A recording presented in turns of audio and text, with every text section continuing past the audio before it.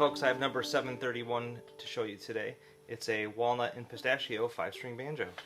And the walnut for this comes from here in Hood River from the D mill. And it's got some nice light curl to it and lots of cool colors and swirls and bug holes and stuff. It's really nice. Especially think the rim turned out nice. And then it's got pistachio everything else, including a nice piece of sapwood here on the fretboard. And rope binding too. Especially like how the rope binding looks on the rim. This one's got no metal tone ring in it, it's just the wooden rim. Then we've got a goat skin head and non-steel strings, so it makes for a warm and rich sounding banjo, but it's got plenty of volume and banjo-ness to it.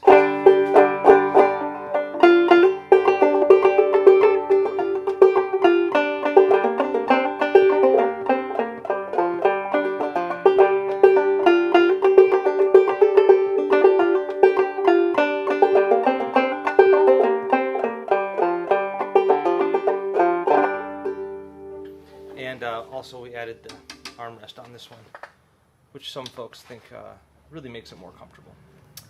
So yeah, it's really nice. I love playing it this week. It's going to a guy named Doug, and it's ready to go. Cheers.